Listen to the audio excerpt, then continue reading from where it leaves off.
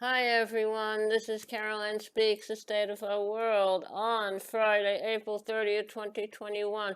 So what is it? The coronavirus is still with us, still reigns supreme. I don't have any new numbers. The last number we had was about 32 million cases in the US and over 570,000 fatalities in the US, and worldwide we have over 3 million fatalities. And that's all because it was totally mismanaged, not even managed by the prior administration. The Trump administration said it was a hoax. It's fake news. It's going to go away. It's like the flu. 570 uh, plus thousand fatalities is not a hoax. Now, thank goodness we have a new administration and things are getting better. We have a vaccine. People are getting vaccinated. It's getting distributed pretty good. And so we're doing better. So you have to wear that mask, practice social distancing, only go out when you have to, only socialize with those in your immediate household. And when the vaccine is available for you, get it if it's safe for you. All right. Now, we have um, so we always have that. Now, with respect to national news, there's a little headline: a threshold crossed. Israel is guilty of apartheid. Human rights says uh, apartheid. Human Rights Watch says for the first time. No one has ever been willing to say. No one wants to criticize Israel uh, uh, out of worrying about what the response will be. So anyway, the Israel is guilty of apartheid, and Human Rights Watch is correct. And the way they treat Palestinians is not, they're not even people. The occupied territories do not have the same rights as the rest of the residents of Israel. The occupied territories are East Jerusalem, the West Bank, and Gaza. With respect to the coronavirus, those living in East Jerusalem and Israel proper do have access to the vaccine and personal protective equipment, but the West Bank and Gaza do not. Israel says it's up to the Palestinian authorities to provide them with uh, their medical needs, but an occupying power is responsible for the needs of the people they are occupying. So uh, that's definitely a problem. Now, there's a group called J Street, which is pro-Israel, pro-Palestinian, looking for a two-state solution. And since the Human Rights Watch has come out with its report, they've been Human Rights Watch has been viciously attacked by various groups uh, for coming out and saying that. So instead of debating the report's facts and their implications, some American Jewish groups have instead responded solely by attempting to defame and delegitimize uh, Human Rights Watch, an esteemed organization that defends the fundamental rights of all people, regardless of background. So that's a problem. Attacking the character of scholars, activists, and political leaders who are sounding the alarm about the many violations of international law and human rights inherent to the occupation and de facto annexation of the Palestinian territories is more than just inappropriate. It is profoundly harmful to Israel's survivor as the democratic homeland of the Jewish people. There's nothing pro-Israel about aiding and abetting deepening occupation by denying and distracting from its realities that threatens Israel's futures.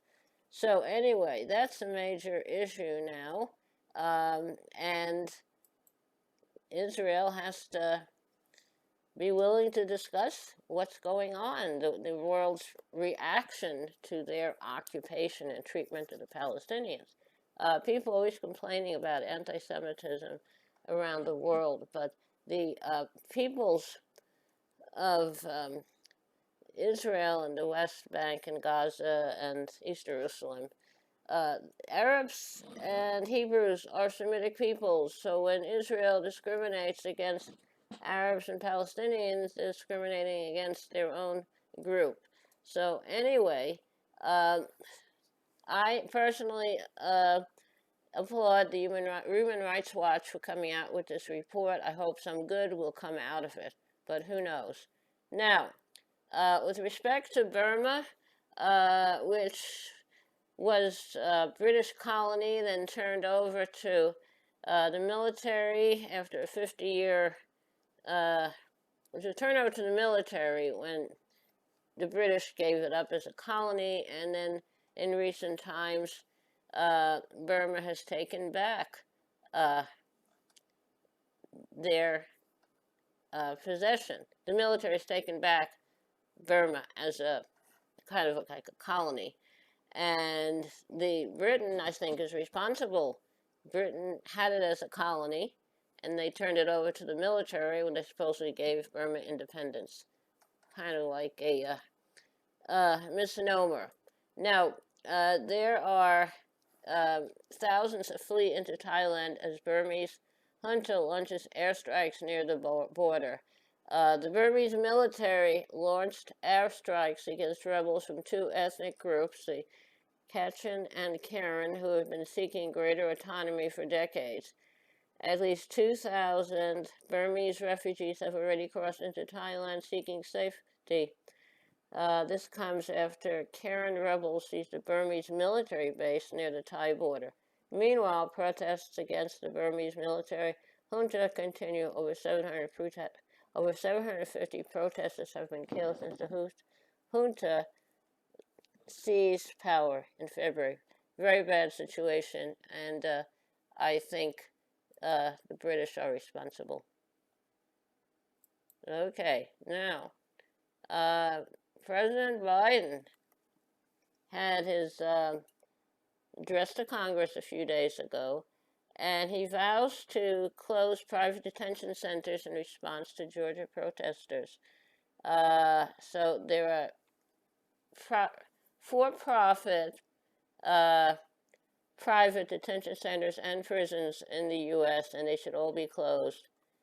It's not prisons and detention centers should not be for-profit enterprises. So I applaud President Biden on that.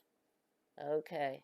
Now, we know that Burma was a former British colony, as was India, which has soaring deaths and infections from the coronavirus, and the United States.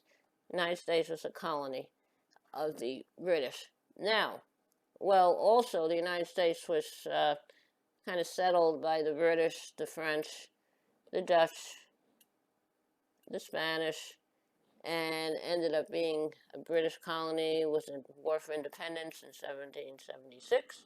So I think the British are really responsible for the problems in the United States, in Burma, and in India, because they were all colonies, and the British badly managed their colonies.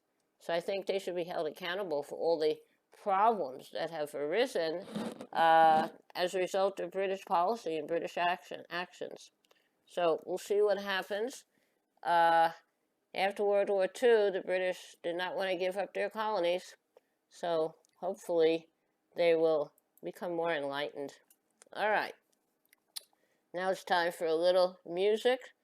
A song I'd like to sing today, I don't remember the name of it exactly. Yesterday I sang Swing Low, Sweet Chariot, and today I'm going to sing, here we go. Love, fear not if sad, thy dreamings all through the night. Though cast bright stars are gleaming all through the night. Joy will come to thee at morning, life with sunny hope adorning. Though thy dreams may give dark mornings all through the night.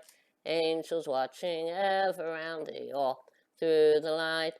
In thy slumbers close around thee all through the night. They should of all fears disarm thee, no foreboding should alarm thee. They will let no perils harm thee all through the night. Okay, I hope you like that song. Thank you for listening. Thank you for tuning in this evening of April 30th, 2021. It's Friday evening. Hope we'll be back again for another meeting with Carolyn Speaks, State of the World, tomorrow. And remember, stay safe, take care of yourself and others, wear a mask, only go out when you have to, practice social distancing, only socialize with those in your own household. And when the vaccine is available for you and it's safe for you to take it, I encourage you to take it. I currently am waiting for the Johnson & Johnson vaccine to be available where I am. Thank you. Stay safe. See you tomorrow.